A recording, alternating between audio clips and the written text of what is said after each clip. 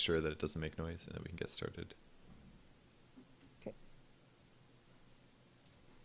Looks good. All right, here we go. Hello, everybody. This is Purge, bringing you guys another game from GosuLeague Division 1 Season 5. I'm here with Sheever, and it's going to be not the good studio. It's actually Zero versus Fubar here. So, Sheever, how much do you know about these two teams? I don't know very much about Fubar. We casted them once before, but do you know anything past that?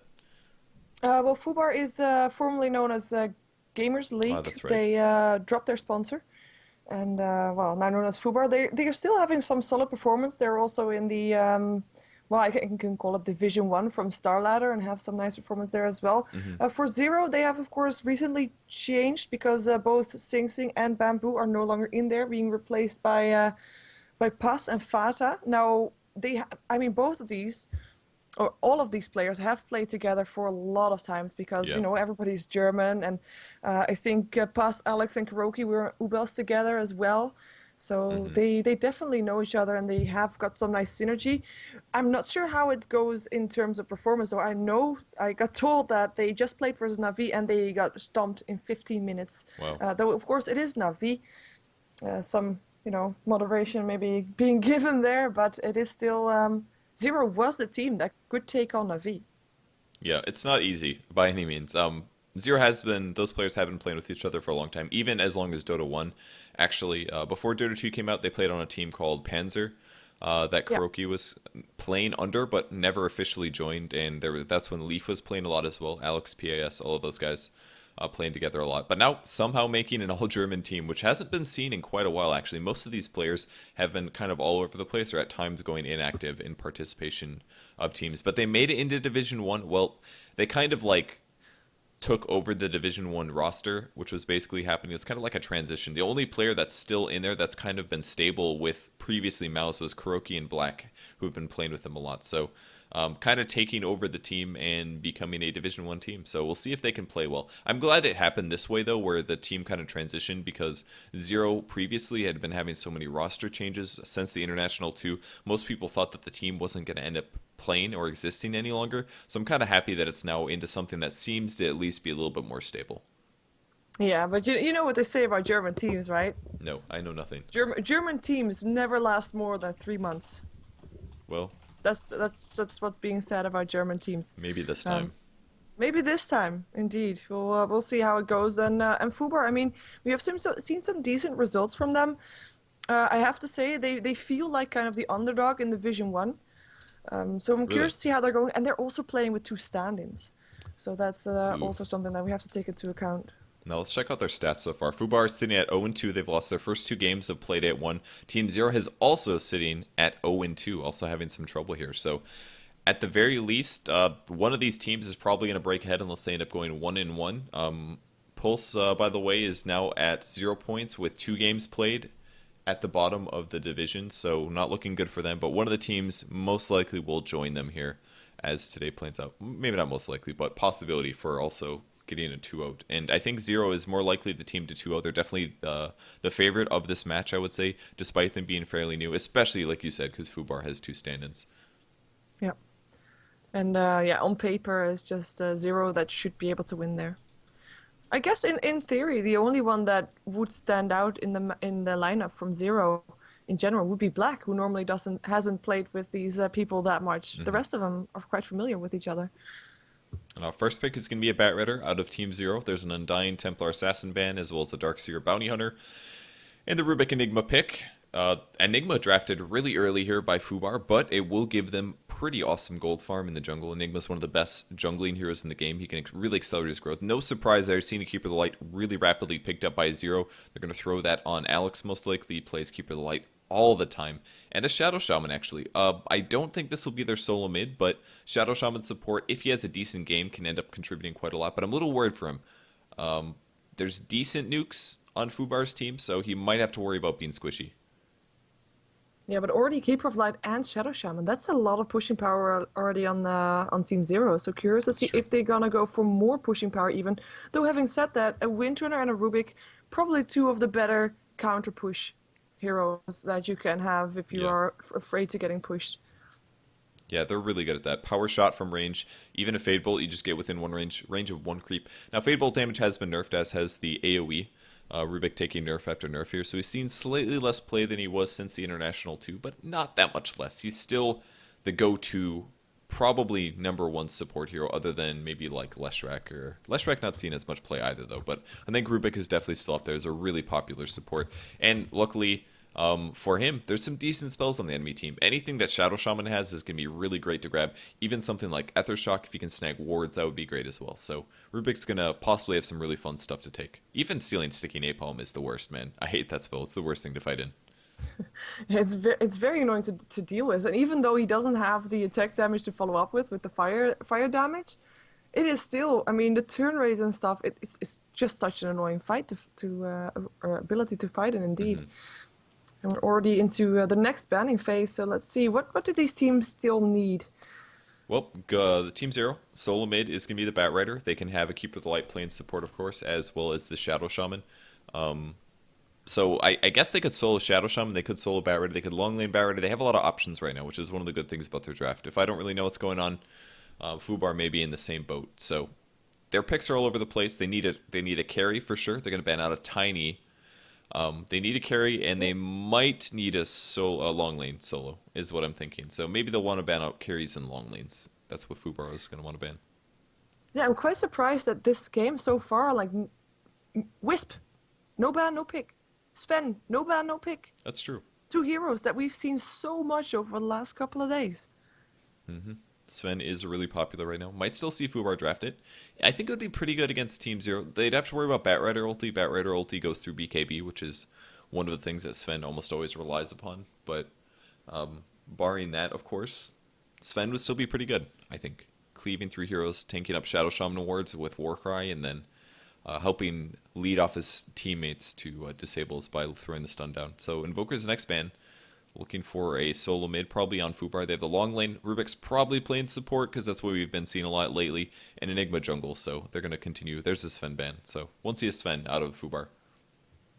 Nope, and Fubar themselves, they're banning out the Tiny and the Chaos Knight. I think they have a plan in mind. Oh, well, would you really fear those heroes if you weren't thinking about... Well, I'm thinking that Fubar might want to pick up a Wisp. Like, I'm Who are they going to surprised combo Wisp has with, not been though? picked up yet. Well, now not anymore with the Tiny Chaos Knight or a thingy, but a Bounty Hunter. Oh, sorry, a Ricky, I mean. Bounty Hunter, of course, already out of there. Or a Juggernaut. Both two heroes that we have seen together with a Wisp before. That's true. We could see, I think, a Juggernaut out of the ones you listed is maybe the best of the bunch. I don't know if they'll be able to snag it or not, but it would give them some decent early pushing. But the hard part is that with the Juggernaut lineup, you kind of force yourself into this early mid-game fight. Going late is not wise usually. And they have a Keeper of the Light, so pushing from Fubar, at least in some veins, is going to be thwarted in that sense. And even though you have the healing ward up, if they kill all of your catapults and all of your range creeps with one nuke, I mean, how rough is that? And a PA surprisingly going to be banned by Fubar. I don't know if they just said, I know they're picking a hard carry, and that's maybe the most likely one. I'm surprised about that. I haven't seen Zero play the hero. So I'm not sure about that. But maybe they just picked a hard carry. They're like, whatever, we'll just pick one of these hard carries and we won't have to deal with it.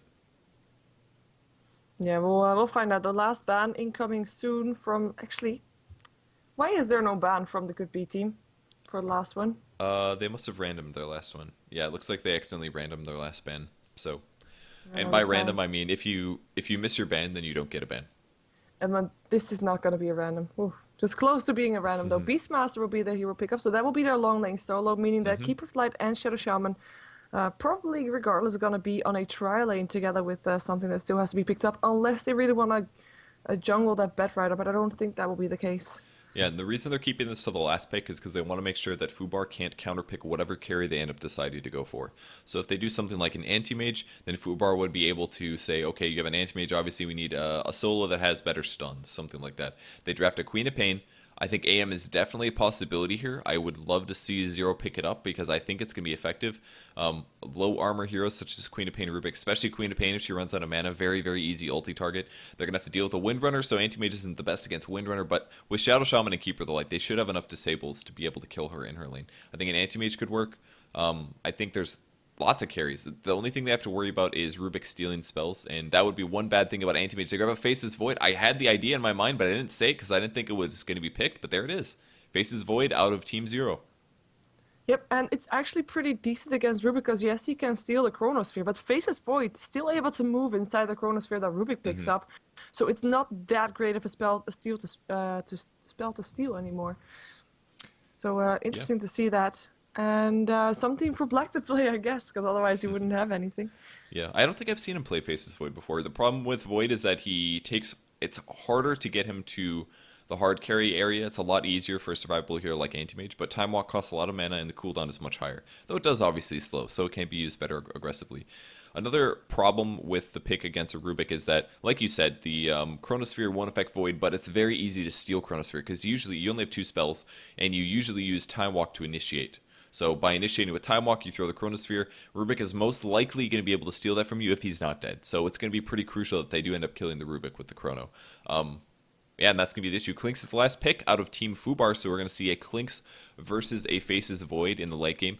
If Zero does a good job, they'll have Sentries and Dust in the mid, and then they'll just delay the game as long as possible, get Black really, really good items, and then should be able to carry the slate. So I'm actually pretty excited to see this. If I think there's a good chance of this going late, and I haven't seen a late game Faces Void in a long time, so I'm pretty pumped. Yeah, and with Keeper of Light and Shadow Shaman, I mean, you said it. You can't really break through that wall if you want to try to push. It's going to be really difficult to do that with the Shadow Shaman Hmm. wards, with the Illuminate, access even from the Beastmaster not be underestimated. And if they indeed have a siege at the base of Team Zero, then Bedrider could just blink in, grab someone, drag him back to the base of Zero, and they could even turn the fight around with that.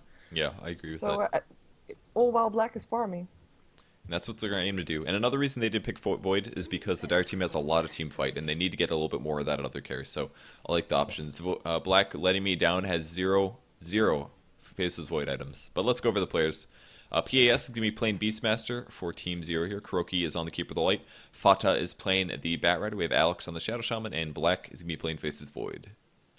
Yep, and on the other side, Fubar, we were gonna have Quicks on the Kalinks. It's Zapcrash, who's gonna be playing an Enigma. ETA is gonna be playing on the Queen of Pain, with Peter Dorothy playing the Windrunner as a stand-in for Fubar in this game, and GHC is gonna be playing the Rubik also as a stand-in for Fubar as well. As he's gonna be playing a support. ETA, actually the hero that normally, or the player normally, that is going for the long lane solo. This time looking to be going in the mid lane by the looks of it. With Huh. Windrunner already picking up sentry wards to counter some wards, and I'm not sure what they are doing. Probably seeing if someone was stupid enough to try and ward the top room spot, but they're not going to be able to find anybody just yet. And Yeah, now Quick's making his way towards the bottom lane where he's going to be probably, or they're, is he? they're looking for a long lane hero, probably looking for Ward. But even still, if he would have been standing there, he would have seen them coming up the hill and probably would have backed off. So no one dies, no problem there. Kind of interesting starting item builds. It looks like there's a lot of Tango transfers going on in this game. The Windrunner, for example, has Sentry Wards as well as 2 Tangos and a Salve, which is quite a bit of regen. Somebody passing near the Sentry, of course. Oh, cool. This is a special Roshan Courier. Damn, I've never seen a unique Roshan Courier before, but it's got spiders and stuff on it. That's got to be Yeah. worth a lot of money. Pretty sick. That's cool. It's actually, a lot of people have that. The gold one, however, the gold one is expensive. Yeah. That is Does about your $1,000 mini a Roshan Courier have spiders and spider webs though? I don't have mini Roshan, Oh, unfortunately. sad to say. Yeah, what I do like from Fubar though, look at the word placement to stop Beastmaster from stacking the ancient camp. Hmm. It's Seems very really hard cool. to find. That one's And came they up a gotta lot have in the to last clear- week, I think. I Yeah, haven't seen a true. lot before then though. I've seen it once before and it did get counter word at that time, but for Zero they don't have any sentry wards. Not on the Beastmaster anyway, when boots for first item to have some more survivability there. And the Chen is actually on the wrong side, also doesn't have sentry wards. I mean Keeper of Light also sits on a horse. That's that. Horse is the only way Um, to play. I love to see the ward metagame shift constantly, and it really does, guys. Honestly, the ward placements, they change over time. Where teams just say, okay, well, we're used to that ward in, and we'll throw a new counter ward in or a new hidden ward in, and then people just start learning it. And you play enough games, like for example, before this week, I had never seen an observer ward here, but once people started blocking ancient camps as a result of Tinkers and Beastmasters, everything just shifts. You say, okay, well, I have to start blocking that, and then teams anticipate that, and then they start putting in secret observer wards here, and then everything continues. It's pretty cool to see.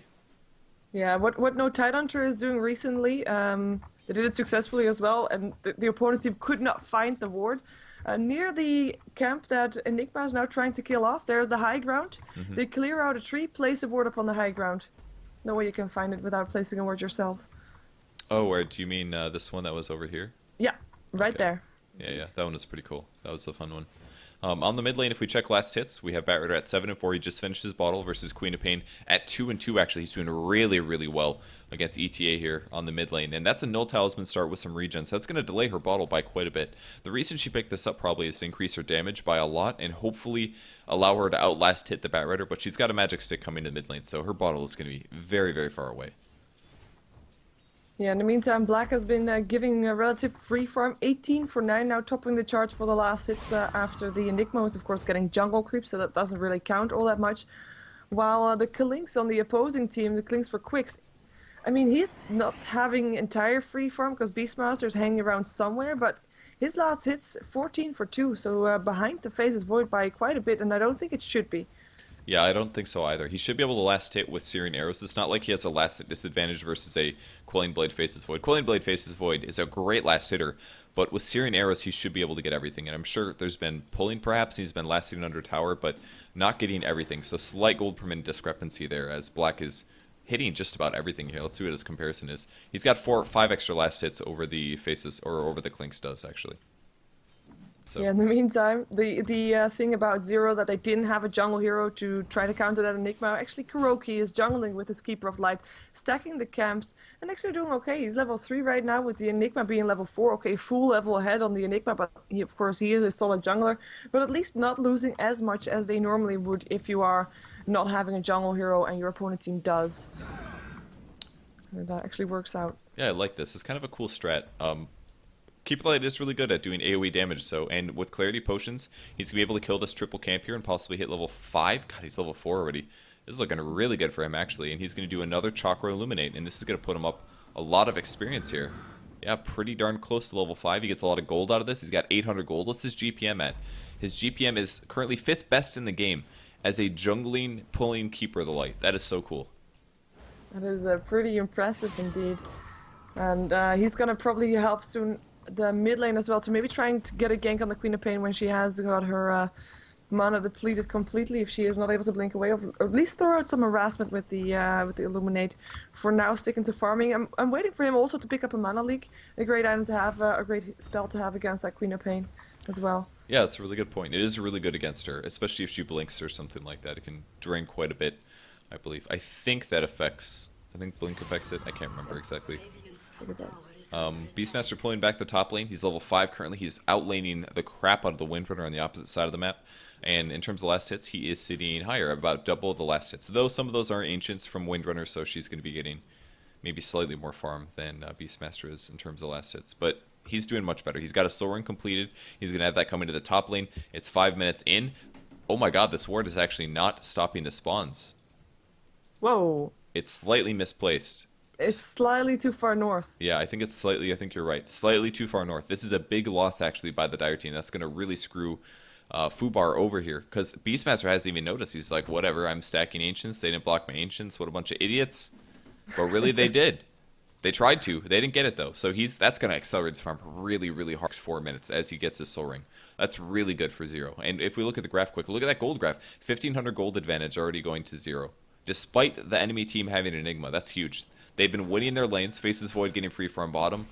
The Batrider is looks like he is winning mid by crapload. Oh my gosh. Oh, maybe first blood bottom lane. Windrunner level 3 gonna get shackled. Chronosphere to Ether shocked, and that is the Faces Void picking up the first kill of the game. Very clear kill, and something that should have been expected to come, as Faces Void did get the level, of course, to get that Chronosphere. Yeah, and most importantly, he also grabbed out Time Lock Max first, and the reason he's probably doing this is because it now does double damage under Chronosphere. So you do 140 magical damage if you right-click under Chronosphere. And it allows you to be a little stronger in your early ganks. It's pretty cool. And he also went high into Midas, by the way. So he's completely aiming for the late game. And he's got free farm here, so he's not in too much threat. Yeah, having also that first blood money, Hand of Midas, he is going to be really dangerous for Fubar. And I mean, you already said the game will probably last for a long time, but at this rate, I mean, Fubar is getting out farmed by a lot, so I'm not sure how long it will last. Sorry for the cat sounds, by the way. No problem. Everybody loves Diego. So black now 1,200 gold. The other nice thing about Hand of Midas is it's great for Faces Void. As a hero that has a bash, Midas ends up being effective because it gives you more attack speed. More attack speed means more chances to bash. So regardless of the accelerated gold farm, it's still going to be great and give him really awesome attack speed once he finishes treads. So if we check up on Beastmaster in the long lane, he's sitting decent. His GPM is not massive, but he's actually harassing Clinks with axes, which is pretty unheard of. And he just used his ulti, and he's still very low on HP. As PS once again sends the board to go stack in, but oh my god, he's going to run right past the smoke ink, but he doesn't see it. They're obviously invisible. They see the board going past. They know it's going to stack. Here comes a courier, actually. Is this going to spot things out? Is a Radiant courier, and once again, still smoke is still up, and PAS is in a lot of trouble here. If Clinks can push this lane and pressure him a bit, he's going to die pretty soon here, but maybe the Hawk or the courier is going to scout him out first. We'll see. Yeah, the courier actually luckily going towards the mid lane to pick up the Perseverance to bring it to the Faceless Void probably already. But they're still going to find him though. He has a roar, but it's not going to be enough. And there still lands the roar, but will probably go down. No, the axe still hit him! Wow, he got the kill. And Beastmaster actually got the experience for that as well. Oh my gosh, that was a big mistake. How did he do that? Did they stop attacking? I think they thought that Beastmaster was dead. They stopped attacking. The supports just sat there. Maybe they wanted Clinks to get the last hit, but Clinks was roared up. Yeah, that might be it. I think you're right. I think that's why they hesitated. They were like, okay, he's got one shot, easy stuff. Yeah, give the farm to our carry, but oh geez, the axes and Clinks not getting the experience from that, not being in range to get the gold for that, for being in the vicinity near the kill, even though he of course did get an assist. That is a major blow in the face of Fubar. They will take a tower though from that kill by the looks of it. Axes will still fly through, but there's fortification. I don't think that will stop the kill from this tower very long, as Quicks will hopefully for him pick up that last. Oh my god! Deny pass playing the game of his life right now. Oh my god, he's gotta feel so good right now. He just outplayed them so hard. Man, that was good. That deny is so big. So that's like 700 gold lost to a team that was already losing in a place where they 100% for sure should have gotten the last hit, but they messed up. Beastmaster came in, denied the tower, and he is having a solid game. Just wait until he kills these Ancients. He's gonna be so far ahead. Yep, he might not be bamboo, but as a replacement, he's making the bamboo plays for sure. It's, yeah, definitely true. Void. I'm playing it a bit safe. Level 5 on her right now though, so she is getting some levels, but I think the tower will soon go down. Alex now level 6, so wards being placed in the tower, getting harassed. So they will trade a tower for a tower, and this time I don't think that Windrunner is going to be able to get close to trying to get a deny in, because Chronosphere is already up again, and she will die as soon as he comes too close, and she knows that too, is why she's backing off. Yeah, Void has such good items now. He's got a Perseverance, so he's going to go straight Battle Free after this. He may grab Treads first. He does get the last hit on the tower, so 600 more gold there. He's trolling around a little bit, canceling his Chronosphere animation. Just love it when they mess that up. It's like, oh, wow, nice job. Showing off, canceling your animations. It's one of those ones that you don't want to chance too much. Queen of Pain on the high ground is going to spot out Keep the Light, actually. He's got Tranquil Boots and a Wand. He's actually doing pretty well. He's sitting at level 7. He's got 3 levels of Illuminate. He's actually leveling almost as fast as Batrider. Has anybody else done full jungle Keeper of the Light before? Because this is working out really, really well. This is impressive. I have seen it before, but for a full jungle Keeper of Light, ooh, lasso.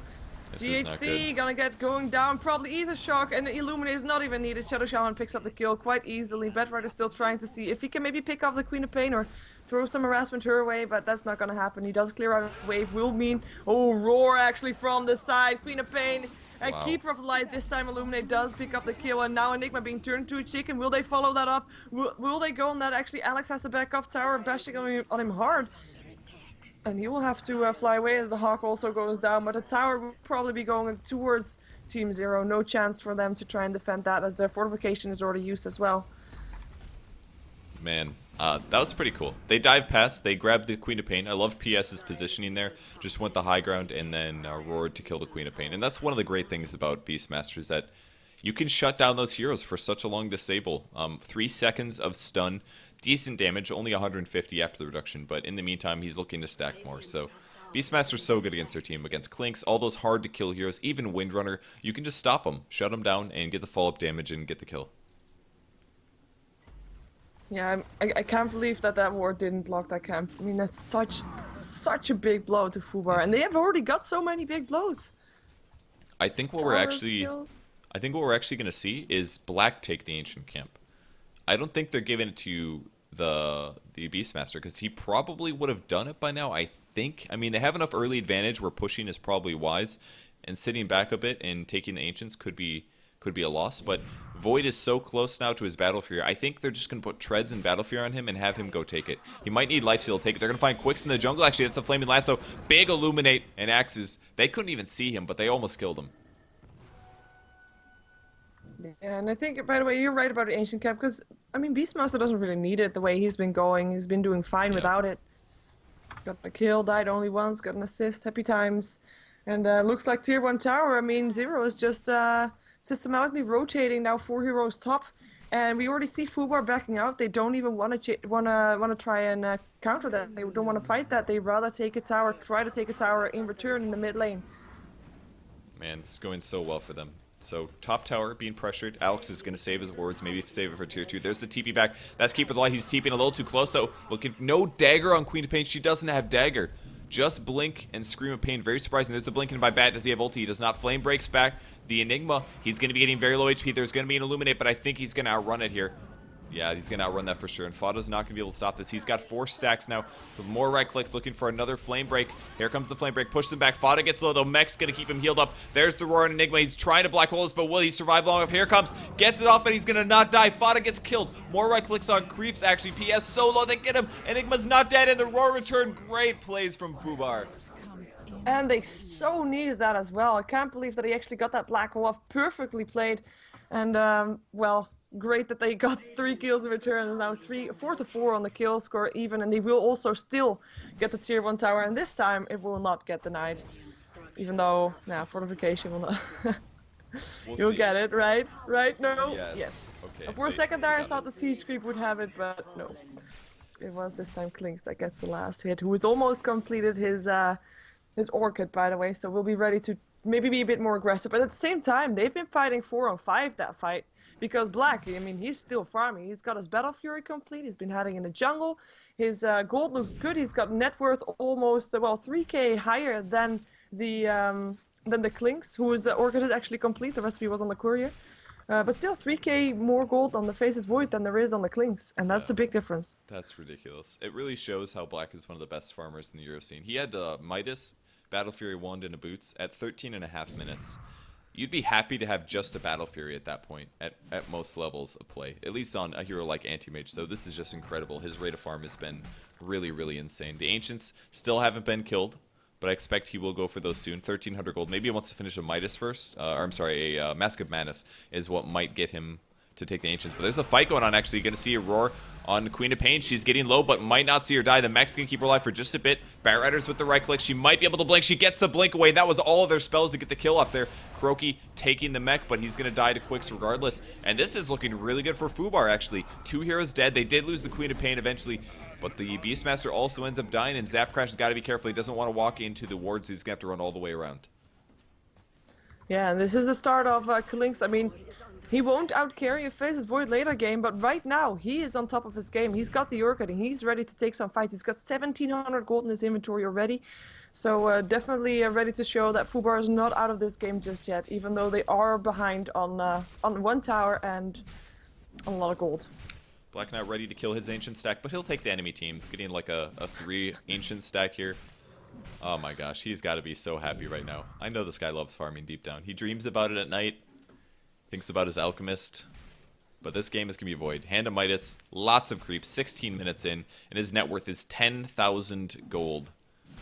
What is his GPM at? 600 gold. That's just crazy. And he's only got 1 kill. I mean, this has pretty much all been First Blood and him farming. That's it. And he goes back to base. See what he buys Will here. he now finally take up the Ancient stack? Because there is so much. We see the blink out from Black. He is playing with the exclamation marks on the Ancient. So that will be his gold right there. It's just crap talking the Ancients. Like, I'm going to kill you guys. Yeah. It's got nothing on me. 1700 gold. And is he going back into the regular jungle? Man, I'm so anticipating his gold farm here. It's pretty exciting. 16 minutes in, looks like graphs. 5,000 gold advantage for Team Zero. It's actually leveled off as a result of their losing team fights. They've lost 2 team fights now, I think. EXP really got closer to 0, but now winning back up a bit as Black got the Ancient Camp, I think. And he bought something, probably Mask of Madness. It's a Helm of the Dominator, actually. Really. He's not going to go Mask of Madness. He's opting for the Helm. Instead, he goes in. Easy kill on Rubik. 1 support for him there. So he's going to have the lifesteal. He's going to have the armor. Interesting choice. Gonna trade the kill, though. Beastmaster is gonna drop on the bottom lane. Shackle doesn't latch, but doesn't need to hit, and it's Enigma that picks up the kill. And that's an okay trade in a way. Rubik support going down for Beastmaster, so for Fubar is definitely not bad. They are gonna lose their tier 2 though if they're not gonna be doing something about this. The fortification is up, and they have got some TPs, but it looks like again they rather want to trade, and they rather want to take the bottom tier 1 tower, which is the last tier 1 tower standing in the game, as Quix has decided to take on the tier 2 top, and will get that one as well. TP incoming from the Shadow Shaman, but it's gonna be too late, and he actually cancels the TP as well, as the tier 2 tower in the mid drops, and the tier 2 tower bottom drops as well. So 2 towers for 1 tier 2. Good trade for Fubar. Yeah, Black did take out the Ancients in the meantime. He gets Orchided, actually. Can he bash? If he can get bashed, this is going to be it for Quix. Oh my god, he's getting so low. He puts on the Strafe. He had no chance of winning that. Oh, he had Skeleton Walk on cooldown. That's why. He just turned and fought it, and he just died. Just completely died there. By the way, Void just finished his Helm of the Dominator. He's got another 2,800 gold now. After that, his GPM is at 700 at the moment. His net worth is 13,000. And this is just about... I mean, this is so one-sided now. I mean, Void is the hardest carry in the game. Nobody else can beat Void with full items. It's not possible. He just Chronospheres you and he kills you. And he's level 16, so from here, Butterfly, Manta style, something like that. Just a major survivability / damage item. And I don't think anybody on the Dire teams can be able to touch him. Unless they get big black holes. And they've got a Blink Dagger now, so they can do it. But they've got to kill Void so many times to catch up. Yeah, and he is definitely not a very easy hero to take down, because like you said, he's level 16. The highest level on the Dire is level 13 on the Klinks. And after that, it's only lower, like 2 level 8 still, with the Rubik and the Windrunner being there, and level 11 and 12 on the Queen of Pain, as well as the Enigma. Let's see if Quix actually wants to do something here. He's hiding. He's waiting for his team to come in. There will be a blink in a black hole. If he can get it, Illuminate going through is going to hit, though, from the side, giving a notice that the Keeper of Light is there, and making sure that they're probably going to be backing off there. They still know that Klink's around. There's someone else being brought in the center, but actually being placed with a blink in. 3 people, Sonic Wave, Keeper of Light drops. Black still alive, though, gets him out of his, has to throw the Chronosphere, otherwise he'll die. Roar up on Quix, there's a Chrono, still dies, so only catches Quix, and Queen of Pain finishes him as pass. Also gonna be going down for sure. It will be the Bed Rider not able to kill off the Klinks anymore. Of course, did not have vision. Buyback from the Faceless Void, who is just gonna probably continue farming. Bed Rider able to TP out, but what a fight. And you said it. Wow. They get a good black hole off. That's what they did. That was such a good play from Fubar. Everything went perfectly there. Enigma Black Hole 3. Klinks grabbed a Centaur that was right next to him. Got huge damage output. They killed the Shadow Shaman. They killed the Void. They forced him into a terrible Chronosphere. He was so close to dying there. He even got Malefice after the fact and didn't have Magic Immunity, so he couldn't even DPS there. And that was pretty ridiculous. They actually won a fight against the most farmed Faceless Void I've ever seen. That was so cool. Yeah, and not to mention they got so much levels from that. If we see the experience graph, it just drops so much down, because if you kill off the highest level hero in the game, that just makes your team go up very fast. So dropping back to 0 soon to in the experience graph. Gold graph, however, is still in favor of Team 0. Of course, Black is just continuing farming even with his buyback. Still 5k in favor. Net worth still highest on the map, still 3k higher than the Klink. So he's still pretty farmed, but if Fubar can do that again, then they're definitely still in this game for sure. And Klinks picks up a Demon Edge, very smart choice. He needs to go Monkey King Bar, I think. I don't think he can afford to go Daedalus against the Faceless Void, because if he ever makes a Butterfly, it's going to severely limit Klinks' damage potential. So he has to go straight for the MKB. He's going to have to do that, I think. We'll see if he does it, but I think he needs to. The crit could obviously is better against the support heroes, but Void is going to be the one that he's going to have to deal with this game. They could do other stuff as well, such as Heaven's Halberds or Yule Scepters are good ways to shut down Void while he's chronoing, but he's got 3,000 gold in the bank, and we'll see what he chooses next. But I think probably a BKB is fairly likely here. Yeah, especially after the last fight, because with that he would have been able to survive. But yeah, and he has got enough gold almost. Just needs 50 gold to buy an entire BKB just off the bat with picking up that tower. And they're just continuing pushing, or at least Black is now. Now he backs off. Not even waiting for the last hit. They could try to go for Roshan as that's still up. They only have one tower left to take down on the side of Fubar. Fubar themselves, though, they only have two towers left to take down. So the tower difference is only one. Not as much as you might expect it to be. And the attack speed's going to pay off here as Roshan's getting bashed continuously. Zap crashes sitting mid. And we have more farming from Quicks. He's just brought himself a TP scroll. So if the Dire team wants to fight, they can do it now. But look at the ward vision. Oh my god. Perfect wards all over the place to cover them. They even had one sitting mid to catch some vision from people shifting mid. But there's no way that the enemy team can fight this. Now Faces Void's DPS output isn't massive here, but it's good enough. And there's no way that he's going to die to this. So it's only a matter of time until they take Roshan. As long as they have good vision up, the Dire team's not going to be able to initiate this perfectly. No, but they need to TP back to base soon, though, because it's gonna be Klinks that's gonna be able to have a push going up on the top lane. Now that he noticed that Roshan is down, he decides, you know what, let's not go there. He goes invisible again. Maybe wants to go for something here, as is getting support by ETA, who's now on the Queen of Pain. Maybe hoping for some poor support to try and farm this. Yeah, that would help out. Man, Pia's pauses items are kind of disappointing considering how good his early game was, but he's got Vlad's now. Wow, Fada almost dying, but force staffs himself away. I love the Vlad's pickup, though. It's going to give more lifesteal to the Faces Void if he gets in a bad situation. Keep in mind that despite his amazing items, Void is still slight... Oh my god, he stole a Chronosphere to Rubik Illusion. That one is going to be rough.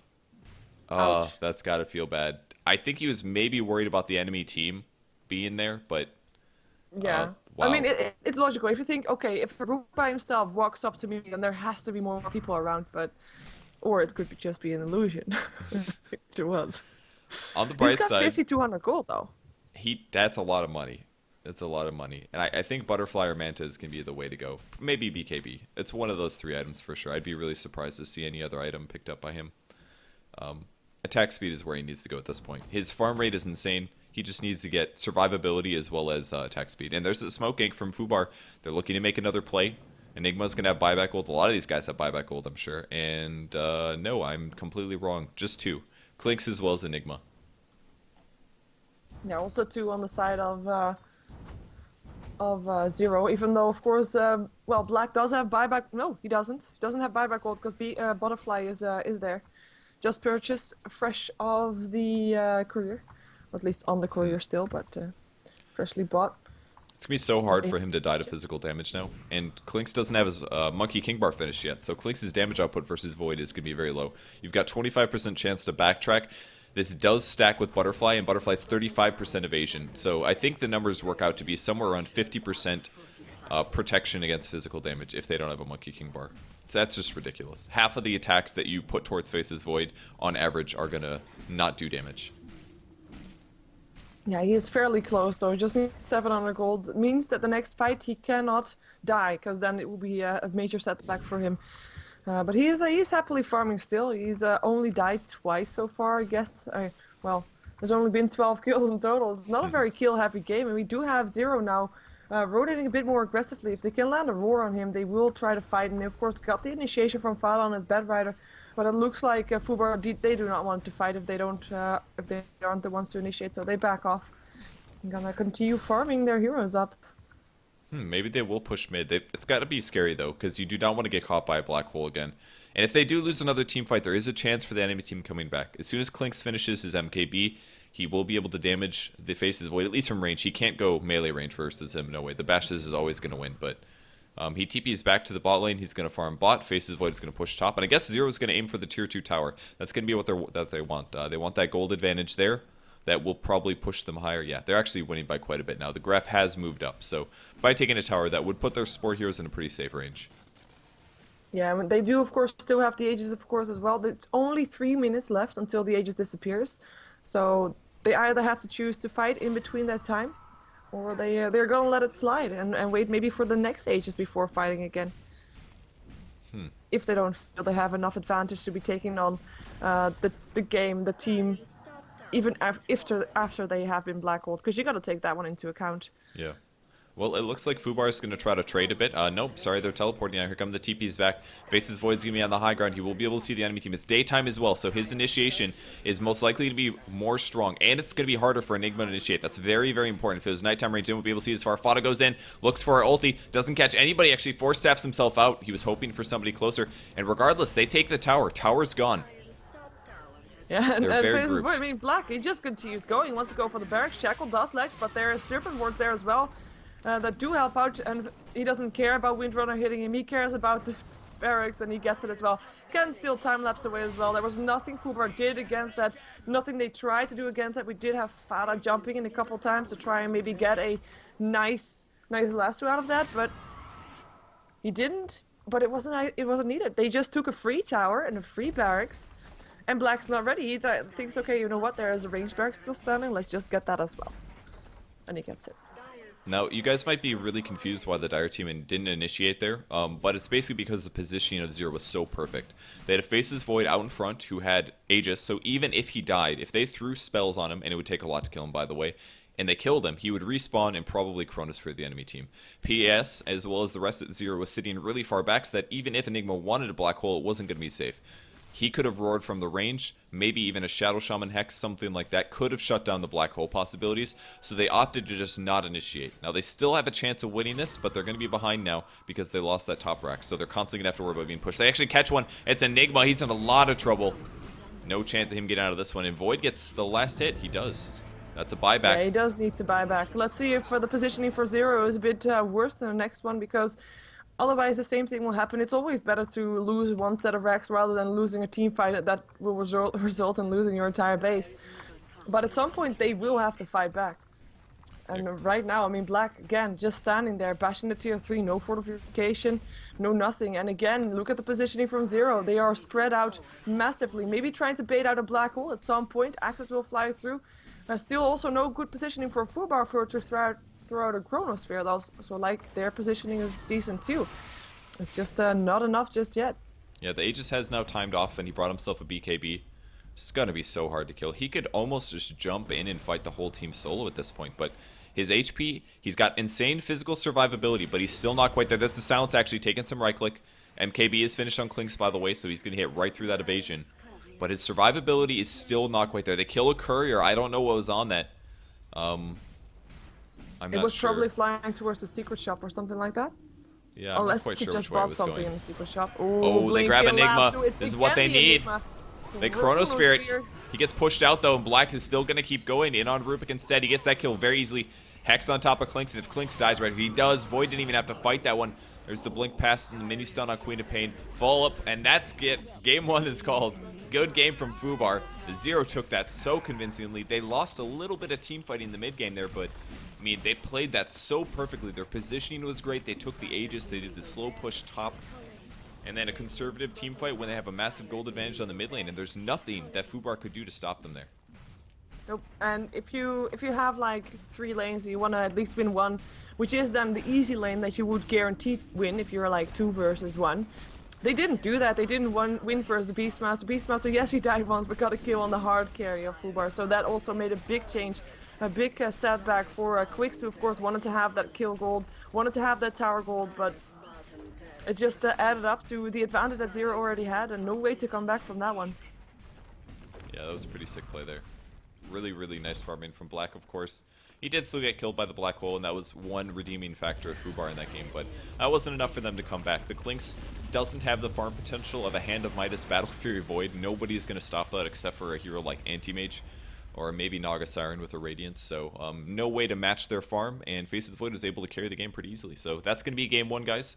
My name is Purge, I'm here with Sheever, and this is for GosuLeague Division 1 Season 5. If you guys want to watch in client, you can. We have our mics enabled. It's only $1, excuse me, and you can download the Dota 2 Observer package if you don't even have a Dota 2 key. There's nothing holding you back here. You guys can watch all of Season 5 and Season 4 in the client. Infinite games. All Division 1s. Not exactly infinite, but lots of games. Lots of games. Lots of games. Okay, we'll be back in a second, guys, with Game 2. Don't go anywhere.